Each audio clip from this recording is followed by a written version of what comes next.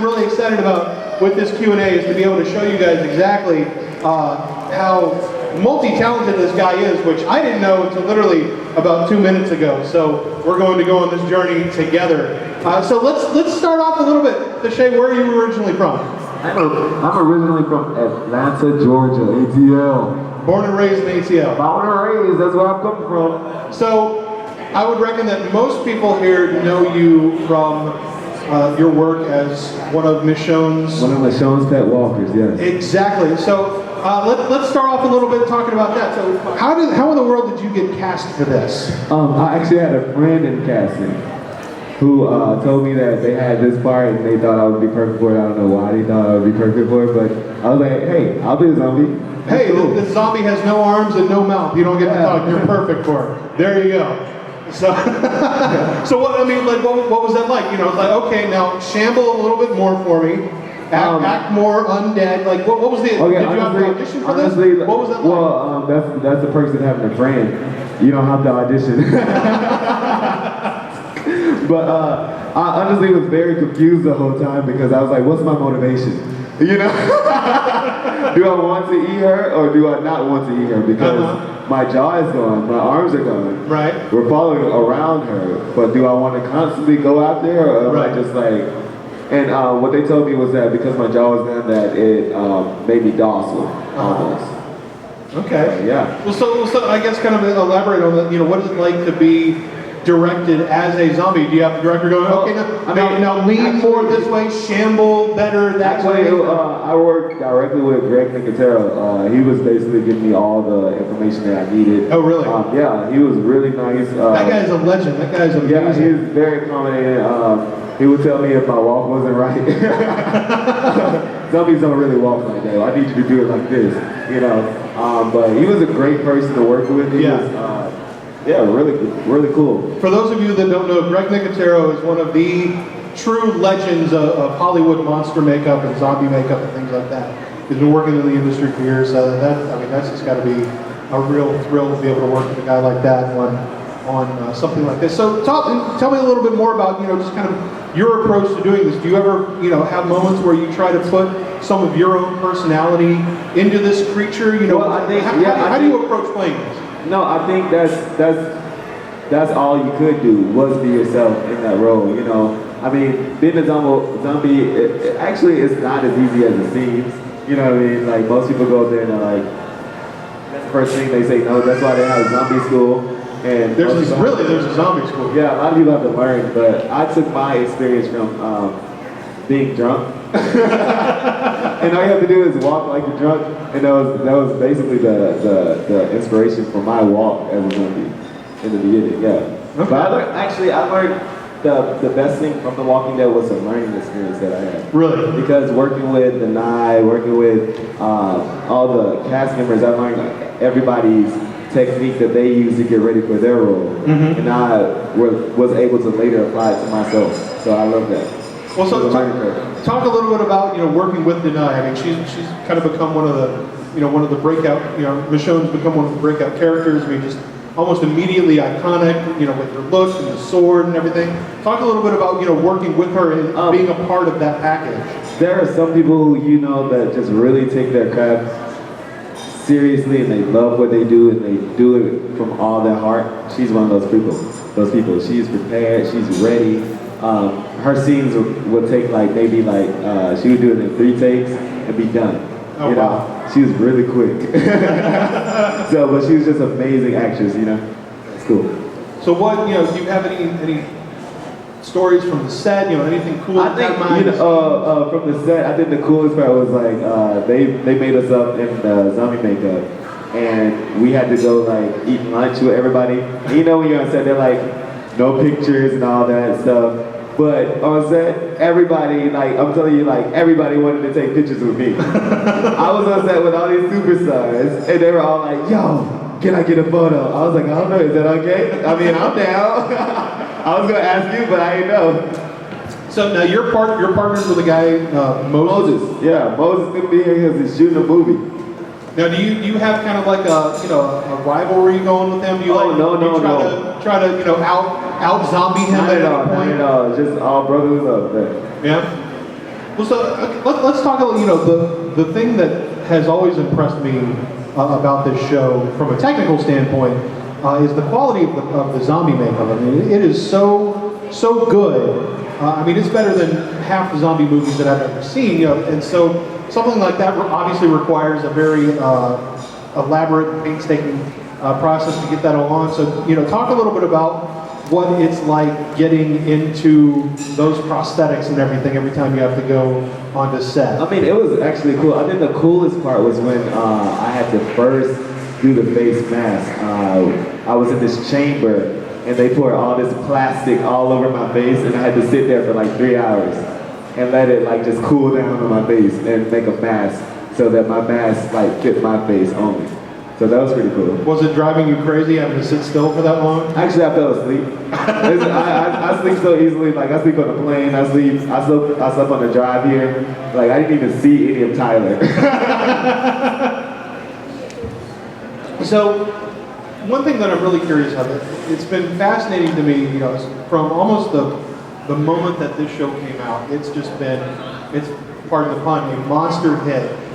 People, you know, just people that I never would have expected would, oh, I'm going to watch a zombie show every week. I mean, it's appointment television. And people that that aren't into horror at all are getting into this. You know, what is your perspective on why this show has connected with such a wide audience? I think this show has connected with such a wide audience because it not only gives you horror, but it also gives you drama, suspense, great acting, great storytelling. And I think in the beginning of every successful franchise, movie, book, even song is a good story. You know, and if you have a good story, you will be successful. Yeah.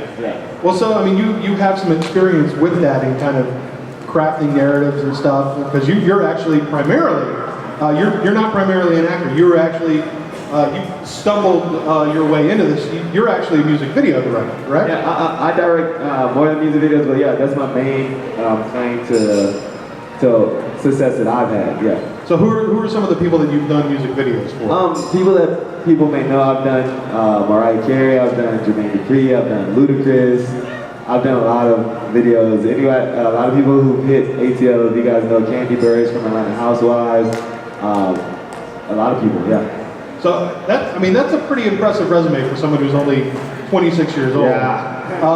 How in the world did you find yourself, you know, at such a relatively young age? I mean, most people are barely out of college trying to figure out what they want to do next. You're directing Mariah Carey and Ludacris in videos, so, you know, what has that been like, kind of rocketing to that level of success so early? Is it a bit surreal? I mean, yeah, it was very mind-blowing. I mean, I was like literally in the studio with Jermaine Dupri and Mariah Carey talking about work. I was just like, yo, is this really happening? Is this really happening? I mean, and that was like when I was like 22, so, I mean, it was very mind-blowing.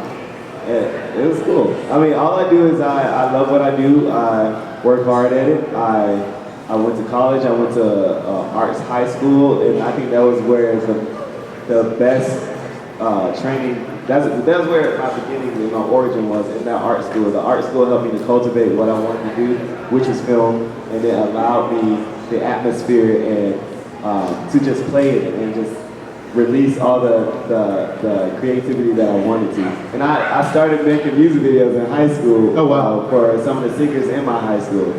We would make fake music videos that probably look very bad today, but you know, it helped me out in the future. So, you always hear these stories about, you know, Mariah Carey's such a diva, and she requires, you know, she... Not at all. The legend goes that she had someone, she was at a hotel across the street from where she needed to be, and she literally had someone drive her around the block so that she wouldn't have to walk. You know, what is it like actually working with someone like that has so much of a myth kind of built up around them? Well, I mean, when you first meet somebody of a certain status, you always have you already have this idea of what they're going to be like. But when I tell you, she was not at all like that. She was chill, laid back, you know, very cool person to talk to. Not at all hard to work with. I've worked with lesser known artists who are way more difficult. Really? than her. Yeah, so she wasn't difficult at all. What's the secret to a good music video? What makes for the best kind of music video? Honestly, I don't think there's an answer to that. I think whatever helps a song to be more successful, whatever helps people to listen to the song, if you can capture somebody's attention and they listen to the whole song because of your video, that's all you need. That's it.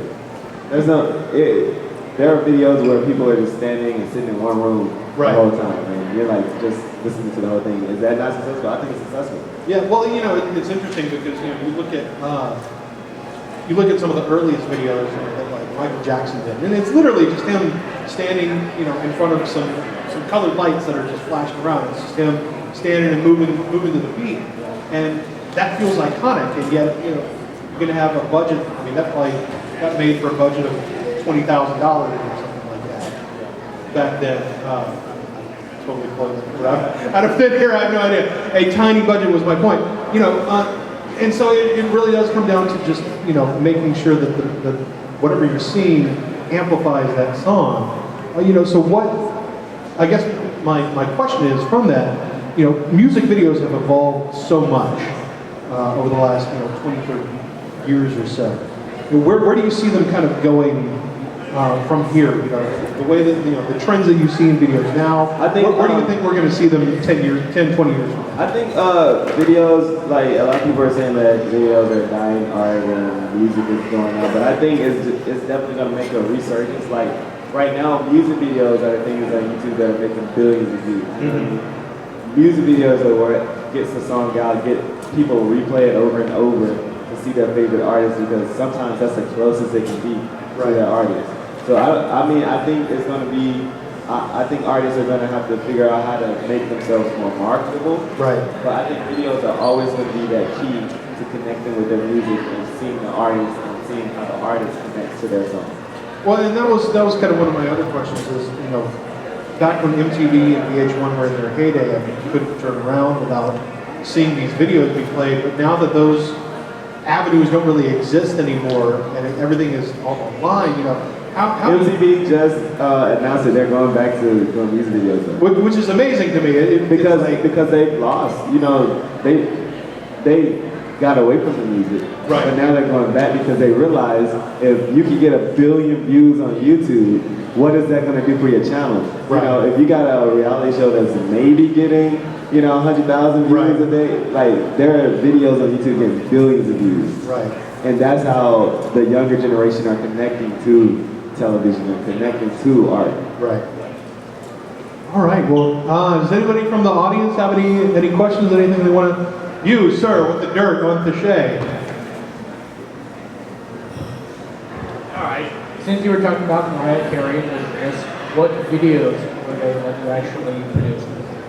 Santa. Who else? Jermaine Dupri too. What was the name of that song? Hot and Cold for Jermaine Dupri. And for Ludacris, I shot. There's a thing called Scream Tour. I don't know if you ever heard of it, but it's where you get all the young kids, like the youngest, hottest groups in America, and they all go on tour for the kids. Well, he had a group in there that he signed, and I shot the opening video for the tour. Oh wow! Yeah, so it was amazing. I got to go see it like played on this huge in the Fox Theater in Atlanta. Fox Theater is like the biggest thing. That's where like the hugest stars play. And I got to go see like the video just like broadcasted to like over like 10,000 fans, and I was like, yeah, this is so cool. Everybody's screaming. Ludacris is like on screen, everybody's screaming. I was like, that's me. That's awesome. Nobody knew, but it was me. Got one more for you. If Yeah. you're able to, what was your most and least memorable experience behind the scenes for Walking Dead?